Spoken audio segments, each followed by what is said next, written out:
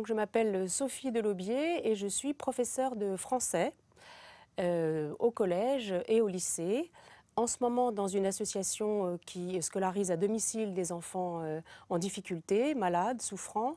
Et avant, j'étais un professeur de français dans des collèges et des lycées tout à fait normaux, si je puis dire. Comment est-ce que je suis devenue professeure? Je pense qu'il faut toujours aller chercher du côté de l'enfance. Et quand j'étais petite, j'avais une bibliothèque de livres pour enfants où il y avait des clubs des cinq, il y avait des livres vraiment de la bibliothèque rose. Et je commençais à lire, j'avais 5-6 ans et j'étais folle de mes livres en fait. Je les lisais, je les touchais, je faisais des fiches de lecture et j'avais envie de les prêter ces livres. Je faisais une espèce de bibliothèque fictive parce que je les prêtais en fait à personne parce que ça n'intéressait pas grand monde. Mais moi, j'avais envie de transmettre mes lectures. Donc, je me dis que peut-être quelque part, il y avait quelque chose là à voir avec mon futur métier de professeur de français, l'idée de transmettre des lectures. Puisque finalement, le français, pour moi, bien sûr, c'est de la grammaire, bien sûr, c'est apprendre à parler la langue, mais c'est avant tout transmettre des lectures, transmettre des auteurs et essayer de faire goûter des textes. Donc, voilà, dans l'enfance, peut-être qu'on peut déjà trouver les prémices de cette volonté d'enseigner. Alors j'aimais bien l'école. C'était pour moi, la rentrée scolaire était agréable. D'abord parce qu'il y avait des choses neuves, et le papier neuf, c'est quelque chose qui me parle. Et écrire, c'est quelque chose qui me parle. J'aime le stylo sur le papier, j'ai toujours goûté ça depuis que je suis toute petite. J'étais une bonne élève et j'aimais l'école et j'aimais le français. Mais on peut dire que le choc de la littérature, je l'ai vraiment eu en première et qu'il y a un professeur qui m'a vraiment éveillée au texte. Et je me souviens, je peux vraiment parler du moment où c'est arrivé. On étudiait un livre de Flaubert et l'éducation sentimentale. Et on décrivait en fait comment était habillé le personnage. Et il avait cette phrase qui décrivait ses gants et il disait... Et il avait des gants gorge de pigeon. Et moi, j'ai trouvé cette phrase absolument extraordinaire. Gorge de pigeon. Tout de suite, j'ai vu les gants, j'ai touché les gants. Et je me suis dit, voilà, un texte, c'est ça, c'est un choc, c'est une émotion, c'est une couleur qui jaillit. Et voilà, cet amour des textes que j'avais déjà, mais là, il s'est vraiment fortifié grâce à cette enseignante qui m'a, on peut dire, qui m'a donné vraiment envie de me diriger vers les études de lettres. Et les études de lettres que je n'ai pas commencé tout de suite, puisque j'ai d'abord commencé par faire des études de géographie. Parce que les livres me parlent, mais les cartes me parlent beaucoup et la nature me parle beaucoup. Donc c'est surtout la géographie physique en fait qui m'intéressait. Et j'ai commencé des études de géographie, puis assez vite j'ai trouvé ça sec. Et je me suis dit, non, c'est pas par là que j'ai envie d'aller. Revenons à mes amours premières, revenons au français. Et donc je me suis réinscrite... alors que j'étais en fac à Nanterre en géographie, je me suis dit, bon, allez, je vais aller toquer à la porte d'Henri IV, on ne sait jamais, alors que je n'étais pas du tout première de classe. Et le directeur, bizarrement, a vu arriver cette petite jeune fille qui se proposait toute seule pour rentrer à Henri IV, et il m'a prise. Bon, je suis restée qu'un an parce que j'étais vraiment qu'avec tous les premiers de lycée, et je ne faisais pas le poids, et je suis passée après en Hippocagne dans un autre lycée. Mais du coup, j'ai fait Hippocagne-Cagne, et après des études et une maîtrise de lettres avec une spécialité dans la poésie de Pierre Reverdy. Le souvenir que j'ai de mon premier jour de classe, c'est un souvenir très précis parce que j'étais tout jeune professeur, j'avais 23 ans et demi, j'en paraissais plutôt 20, et je rentrais en classe de 4e. Donc la 4e, c'est vraiment l'adolescence, et je me suis dit, oh là là, il faut que j'ai l'air extrêmement sévère, parce que sans ça, je ne vais jamais m'en sortir. Donc je m'étais habillée très stricte, avec un chignon tiré en arrière, et j'ai pris un air, voilà, faut pas m'en raconter, moi, vous allez voir, ça va. Et en fait... ils ont tout de suite vu que derrière, je n'étais pas du tout comme ça. On a ri ensemble, j'ai défait mon chignon au second cours et on a passé une année exceptionnelle. Parce qu'en fait, moi, le professeur sévère et autoritaire, c'est pas du tout mon truc. Mais j'avais tellement peur de rentrer dans cette classe, j'avais l'impression d'être lâchée dans une arène. Les regards sur moi, j'ai jamais aimé beaucoup. Et alors là, ces 30 paires d'yeux qui me scannaient de haut en bas, de la racine des cheveux jusqu'aux pieds, j'ai trouvé ça extrêmement difficile. Mais finalement, ça s'est très bien passé. Mais il y a un petit côté passage dans l'arène, hein, quand même, quand on est professeur. Faut faire son show, en fait. Hein. Donc, on est regardé pas toujours aimablement, mais je n'ai jamais eu de soucis à ce niveau-là. Est-ce que c'est plus difficile pour une femme? Euh, Moi, je n'ai pas trouvé. Peut-être pour certaines, oui, mais moi, je ne l'ai pas trouvé. On a des rapports. En fait, au départ, j'ai enseigné que dans une école où il n'y avait que des filles. Donc, du coup, c'était évidemment beaucoup plus simple. Là, maintenant, j'ai des élèves garçons et non, je n'ai pas trouvé ça plus difficile. Mais je n'ai pas été heurtée à des classes avec des garçons extrêmement durs qui auraient pu me causer des soucis. Oui. Ça, je n'ai pas vécu ça. Comment arriver à captiver son auditoire quand on est enseignante? Malheureusement, je pense qu'on est extrêmement inégaux. On a tous été, en tant que parents, à des réunions de parents où on voit le professeur de son enfant ou qui a aligné 3 mots et on se dit, ben, on comprend les élèves, en fait, il est ennuyeux au possible. Enfin, on a envie de dormir dès qu'il ouvre la bouche. Donc les professeurs ont des voix inégales, ont des postures inégales. Il n'y a pas beaucoup de formation pour ça. J'ai la chance, enfin, c'est pas par orgueil que je dis ça, mais d'avoir une voix qui se pose bien et de pouvoir être entendue par un auditoire en faisant, il faut faire un peu son show. Je pense que quand on est professeur, il faut arriver à captiver de 2 manières. D'une part en disant quand même des choses intéressantes pour que les enfants puissent accrocher et en même temps avoir la manière de le dire et de le faire. Si on étudie les fourberies de Scapin, en 4e, par exemple, mais il ne faut pas hésiter un peu à mouiller la chemise et à faire du théâtre avec la jeunesse. Quoi. Sans ça, ça ne fonctionne pas. Donc, pour moi, être prof, c'est quand même faire son cinoche. Hein. La voix est indispensable. Donc, c'est mon petit truc à moi, c'est ma réponse, mais il faut évidemment que le savoir derrière fonctionne aussi. Donc, une fois qu'on a posé voilà, cette voix et cette manière de pouvoir capter son auditoire, il faut qu'il y ait derrière le contenu, évidemment. Et j'ai la chance d'avoir une matière totalement exceptionnelle. Et donc, le contenu, eh bien, c'est une mine. C'est une mine parce que la littérature, c'est tellement vaste, c'est tellement de sujets, tellement de textes différents. Il y a toujours moyen de pouvoir trouver ce qui va convenir à la classe et qui va pouvoir les captiver. Alors ne nous leurrons pas, hein, quelquefois c'est des échecs totaux, on se dit, totaux, pardon. On se dit qu'on va les passionner avec Racine, mais alors vraiment on n'y arrive pas du tout. Quoi. Andromaque ne se digère pas et puis voilà, c'est un échec. Mais alors on essaye en prenant par exemple un autre extrait d'une tragédie classique et on fait les stances du Cid et on essaye de raccorder ça peut-être à la vie courante, hein, puisque finalement tout le monde balance entre différents choix. Alors on abandonne Andromaque et puis on prend le Cid. Il y a toujours moyen, tellement le panier est vaste, d'essayer de pouvoir trouver quelque chose qui va faire que l'auditoire, ne rêvons pas, ne va pas forcément être captivé, les 30 ne vont pas être captivés, mais la plupart peuvent en profiter quand même. Et en tout cas, avoir envie peut-être d'aller un peu plus loin ou de mettre ça dans un petit coin de sa tête et puis à 20 ans, réactiver. Ah oui, tiens, en 4e, c'est vrai, le Cid. Ah mais je me souviens. Et à ce moment-là, la mémoire fait le reste. Et on peut se repassionner pour quelque chose qui ne nous avait pas passionné quand on était en 3e ou au lycée. Alors, en tant que professeur, il y a des éléments du programme qui ne me passionnent pas. J'ai un peu honte de le dire, mais je ne suis pas du tout passionnée par la grammaire. J'ai un peu de mal à faire passer la grammaire. Et comme moi-même, je ne suis pas passionnée, certainement que je le fais pas très bien passer. En revanche, je suis passionnée par la poésie, donc j'arrive bien mieux à faire passer la poésie que la grammaire. Mais la grammaire, c'est quand même important, d'autant plus que peu d'élèves en fait sont passionnés par ça, mais elle est totalement indispensable. Maintenant, on la simplifie beaucoup, hein, donc on essaye de donner les outils pour qu'ils parlent français correctement déjà, enfin c'est un peu l'objectif quand même, ils écrivent correctement et ils puissent socialement avoir une langue qui leur permette d'avoir une vie, voilà, un travail, une vie qui puisse fonctionner en fait. Qu'est-ce qu'on pouvait dire de moi dans les couloirs? Ça ne va pas rentrer trop avec le français, mais on disait, je crois, que j'étais gentille. Gentille, ça voulait dire, pas bêtement gentille, mais ça voulait dire je crois à l'écoute.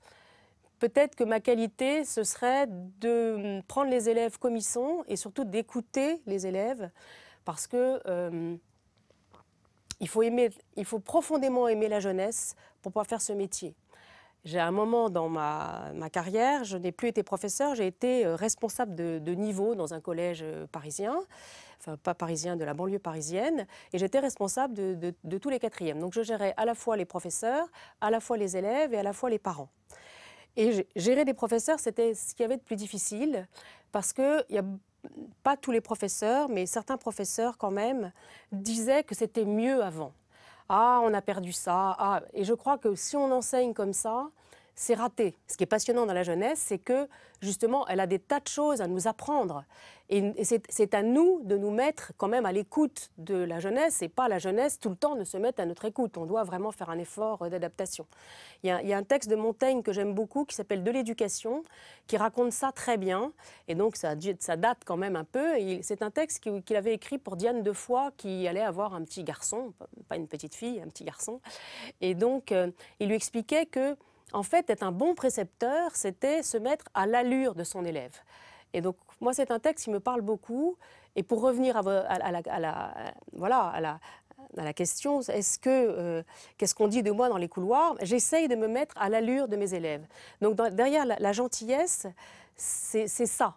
C'est l'écoute, en fait, et essayer de comprendre cette jeunesse pour la nourrir comme elle l'attend, en fait. Mais on ne peut pas donner à boire aussi à ceux qui n'ont pas soif. Donc là, je peux aussi rencontrer les échecs, là, c'est sûr. Est-ce que être un professeur sévère, ça me parle? Alors, ça ne me parle pas du tout. Peut-être qu'il faut faire sévère, derrière le mot sévère, il y a le mot autorité. L'autorité, malheureusement, et c'est ce que je disais tout à l'heure, on l'a ou on ne l'a pas. Et on est extrêmement inégaux face à ça. On a des petits trucs, il y a des petits trucs, effectivement. Mais sévère, ce n'est pas un mot que j'aime beaucoup, mais je ne crois pas que ça pose un véritable problème aux élèves d'avoir des professeurs sévères. Ce que les élèves aiment bien, c'est avoir des professeurs justes. Donc si dans la sévérité, il y a de la justice, ça peut être accepté. Mais si c'est sévère, injuste, ça passe au niveau de la jeunesse, mais ça ne passe pas, mais du tout. Les meilleurs souvenirs de ma carrière de professeur, c'est quand j'ai fait du théâtre. Ce qui est merveilleux avec le théâtre, c'est que tous les élèves ont droit à leur chance. Donc j'ai souvenir d'avoir monté différentes pièces et j'ai eu pas mal de quatrièmes, mais j'avais monté Le Voyage de Monsieur Perrichon de la Biche. Bon, enfin, voilà. C'était une pièce qui était rigolote et qui a permis à des élèves vraiment en échec scolaire, qui avaient eu le premier rôle parce qu'on avait fait passer des auditions comme au théâtre, etc., de véritablement montrer toute la puissance qu'ils avaient à dire un texte. Et je me suis dit, à la fin de cette année, je me rappelle très bien, elle s'appelait Nathalie, et cette Nathalie, je me suis dit, c'est pas grave, elle n'a pas une très bonne moyenne, mais elle a découvert un texte. Donc ça, c'est des souvenirs vraiment extraordinaires. Les pires souvenirs, j'en ai pas trop.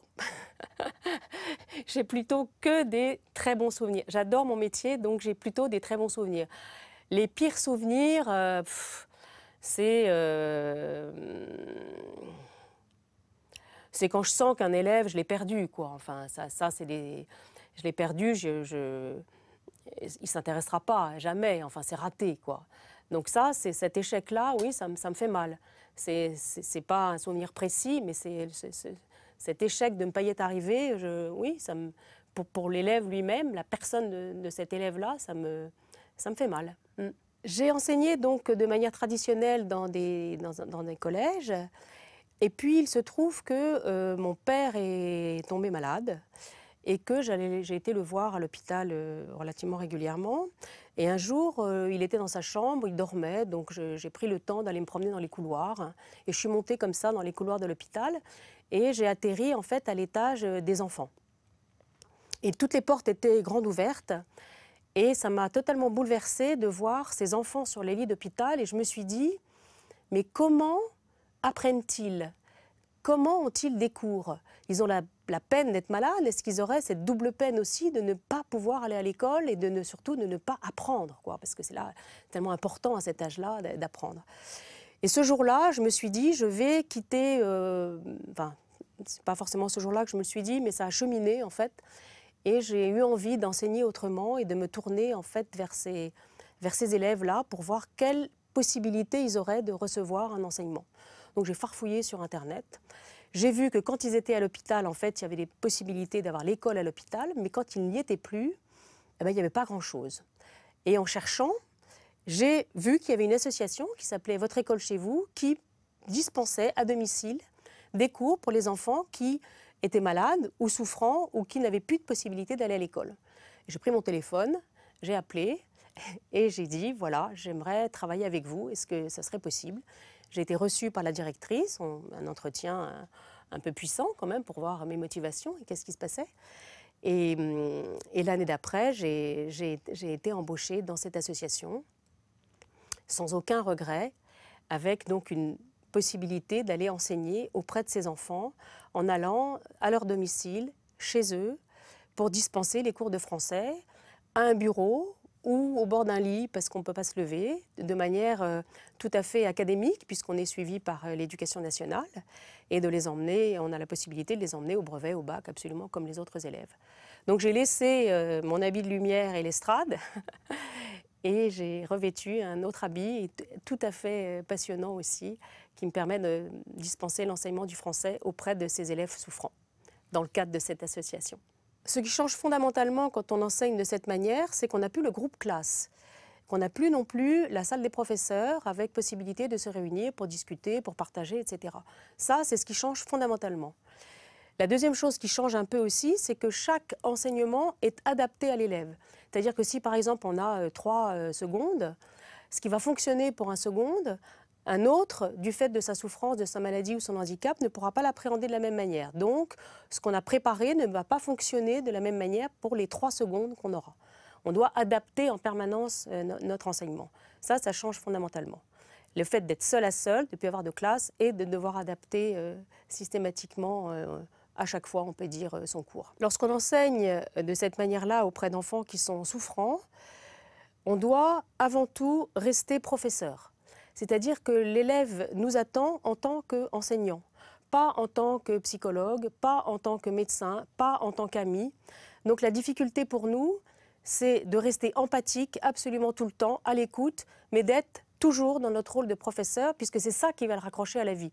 En fait, ce qu'il attend de nous, c'est de le mener comme les autres, de la même manière que les autres, même si c'est un peu différent, effectivement, mais vers les diplômes qui vont faire que, après, il va pouvoir s'évader vers la vie. Mais ce qui est compliqué pour nous, effectivement, c'est que quelquefois, on aurait envie de dépasser ce cadre-là, mais ce n'est pas forcément bon pour l'élève. Mais on a quand même des relations extrêmement affectueuses et empathiques, et on garde des liens très profonds avec ses élèves, évidemment. C'est ça qui est très différent lorsqu'on brasse 30 élèves ou lorsqu'on a un enfant avec nous, un jeune, toute l'année. Lorsqu'on quitte un élève, et quelquefois, c'est vrai que sa souffrance est notre souffrance. Donc, ce n'est pas confortable. Ce n'est pas toujours confortable. On est confronté à des choses qui sont quand même assez difficiles. On a des élèves aussi qui nous quittent, qui décèdent. Donc c'est compliqué pour nous, c'est extrêmement douloureux. C'est un métier qu'on a tous choisi. Les 30 profs qui sont là ne sont pas venus du tout par hasard. Donc on peut souffrir, oui, on peut souffrir de la souffrance de notre élève. Mais on se doit d'être la personne positive qui va justement lui donner l'éclat dont il a besoin. Ça n'empêche pas que quelquefois, effectivement, on soit affecté. Le choix d'enseigner de cette manière-là n'est pas plus valorisant ou moins valorisant. C'est quelque chose surtout qui me ressemble et qui me correspond. Je l'ai choisi parce que je trouve que dans la vie, on a différents chapitres. Et moi, le chapitre d'enseigner en classe collective n'était pas clos. Je ne peux pas dire qu'il soit clos parce que je regrette beaucoup mes petits ateliers théâtre que je ne peux pas trop faire là, effectivement, avec un élève seul. Valorisant, je ne sais pas si on peut dire ça. En tout cas, c'est quelque chose qui me ressemble. Je suis bien dans ce choix-là. C'est ce chapitre-là que j'ai envie de vivre. Revenir en classe collective, quelquefois j'en ai le regret, parce que ça me manque de ne pas avoir le groupe classe. Parce que le groupe classe est une entité extrêmement vivante, où il se passe des tas de choses, et qui évidemment on n'a plus là. C'est différent. Mais je, j'ai toujours plein d'idées. Moi, j'aime écrire. Et peut-être que le chapitre suivant, ce serait d'animer des ateliers d'écriture. Quelque chose que j'adore. Et peut-être que ce sera le chapitre d'après. J'aime bien me dire que le livre de ma vie, même si maintenant il est quand même déjà pas mal entamé, il n'est pas du tout fini et qu'il y a d'autres chapitres. Mais enseigner en classe collective, je crois que ce chapitre-là est clos. Enseigner, transmettre, est-ce que ce sera par l'atelier d'écriture? Pourquoi pas? C'est déjà dans un petit coin de ma tête. On verra. Lorsque j'étais enfant, j'aimais beaucoup les livres, mais j'aimais aussi beaucoup la nature. Beaucoup les forêts particulièrement, la nature, les forêts, les fleurs, les arbres. Donc ça, c'est un peu l'autre côté de ma personnalité. Les livres, la forêt, les arbres, la nature, tout ça, c'est moi. Donc la marche, pour moi, c'est le seul moyen de pouvoir être en contact avec la nature. Bon, j'enfonce des portes ouvertes, mais quand je marche, c'est pour être intensément présente au lieu, à l'air, aux nuages, à l'imaginaire, parce que j'ai beaucoup d'imagination. Sur mes copies, quand j'étais petite, on me mettait trop d'imagination, ce que je trouve pas tellement intelligent. Moi, je trouve que c'est formidable d'avoir de l'imagination. Mais bon, alors, donc, les livres plus la nature, voilà, c'est moi, ça. Donc, marcher dans la nature, c'est quelque chose que j'ai envie de faire depuis extrêmement longtemps. J'ai beaucoup lu de livres de marche, beaucoup lu de récits d'écrivains voyageurs, dévoré le livre de Sylvain Tesson quand il est enfermé dans sa cabane et qu'après il va dans les bois pour essayer de vivre au plus près de tout ça. Et je me suis dit, mais pourquoi est-ce que tu rêves? Pourquoi est-ce que tu ne vas pas le faire? C'est bien gentil, mais enfin sans ça, tu vas mourir et puis tu ne l'auras pas fait. Donc j'ai décidé pendant 1 an de quitter mon travail, ça n'a pas été forcément très simple, de préparer ce voyage pour pendant 1 an marcher, puis après écrire sur mon voyage. Ce voyage, j'avais envie de lui ajouter une cause, j'avais envie que mes pas aient du sens en fait, et je me suis dit pourquoi est-ce que cette traversée, ce voyage au long cours ne pourrait pas être l'occasion de porter quelque chose, que mes pieds puissent également porter quelque chose.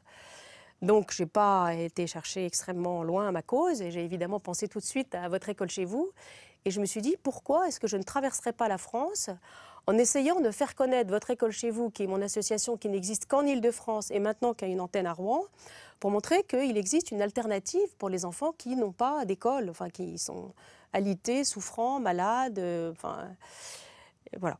Donc le projet a mûri, le projet a pris forme et j'ai préparé pendant 1 an mon trajet qui était de partir de Sisteron, ma bergerie que j'ai avec ma famille, d'arriver à Paris, de faire un espèce de chemin des écoliers, c'est-à-dire que je n'ai traversé que des petits sentiers, des petits GR, mais avec des points de rencontre d'écoles qui m'attendaient pour pouvoir entendre la cause de votre école chez vous et faire un lien avec les élèves de notre association. Alors comment est-ce que c'était possible? J'avais demandé au mois de juin aux élèves qui le souhaitaient de notre association d'écrire un petit mot, une petite lettre que j'ai mise dans mon sac à dos et à chaque fois que je rencontrais une classe, je lisais ces lettres et eux, ils répondaient, écoutaient et créaient du lien avec nos élèves. Donc là, j'avais 5 écoles comme ça qui m'ont permis de créer ce lien. Et en plus, je dois dire que j'ai poussé aussi des portes dans des petits villages en disant bonjour, je marche pour une association, est-ce que vous me recevriez? Et dans ces petites écoles de village où il y a 2-3 classes, les maîtresses ou les maîtres, classe unique, me disaient mais bien sûr, repassez après la récréation. Ils m'ouvraient la porte et je discutais avec la classe, on bricolait, on discutait et l'association, grâce à ça, a été connue. Donc pouvoir allier le plaisir de la marche et une cause, enfin, franchement, j'ai adoré ça. Le projet de cette marche était pour moi intimement associé à l'idée d'en faire un écrit, c'est-à-dire de pouvoir coucher sur le papier ce que j'avais vécu, parce que j'avais l'impression que le voyage ne serait véritablement terminé que quand j'aurais mis le point final au livre. Donc après avoir marché pendant 2 mois, presque 2 mois, j'ai pris la peine de consigner toutes les petites notes que j'avais prises et de raconter cette marche. Et je lui ai donné un titre qui me parle, en fait, qui est « Écoutez la forêt qui pousse », qui est une phrase de Hegel, qui est deuxième partie, écouter la forêt qui pousse plutôt que l'arbre qui tombe. Donc déjà le mot forêt, moi ça m'a parlé, mais surtout la deuxième partie m'a montré exactement ce que j'avais vécu, c'est-à-dire que je n'ai trouvé que des petites pépites dans cette France, des petites pépites toutes simples, mais d'enseignants, de gens qui m'ont ouvert leurs portes, qui m'ont accueilli, enfin une solidarité française magnifique, de petites choses, et qui était l'illustration parfaite de ce titre en fait. Lorsque l'on marche, beaucoup de gens attendaient de moi que je puisse leur dire mais alors tout ce que j'avais découvert, tout ce que j'avais vu, tout ce que j'avais découvert sur moi.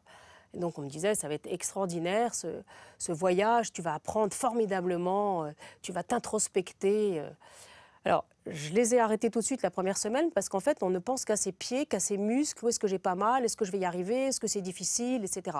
Donc en fait, on se coltine avec son corps les premières semaines. Mais c'est déjà un enseignement, parce que son corps, il vous dit « mais qu'est-ce que tu me fais là ?» Et en fait, le corps, ce qu'il vous fait, c'est qu'il fait que vous faites ce qui est normal pour un corps, à savoir non pas rester assis toute la journée devant un ordinateur, mais faire fonctionner ses muscles, marcher, aller à la rencontre. Donc ça, c'est la première des choses que j'ai découvertes. Je ne peux pas dire que j'ai fait des découvertes exceptionnelles.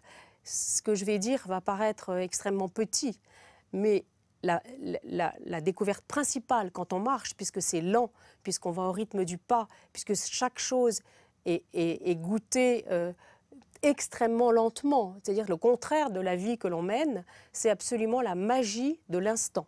Donc ce n'est pas exceptionnel ce que j'ai découvert le goût de l'instant.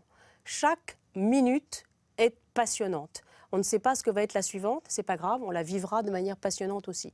Donc ça, c'est quelque chose qui m'a fascinée, puisque j'avais pris ce temps, mais je l'ai goûté minute par minute jusqu'à mon arrivée. Et puis effectivement, quand on marche, quand on a fini de s'occuper de son corps, qui a mal, qui souffre, qui a mal aux genoux, qui a mal aux pieds, vous reviennent plein de choses de votre vie, et ça vous permet quand même un peu de ranger un peu l'armoire. Effectivement, un peu faire le tri et aller vers ce qu'on a véritablement envie de vivre. Je crois que c'est peut-être très léger au regard de ce qui peut être attendu d'une marche, mais c'est assez simple ce que la marche apprend en fait.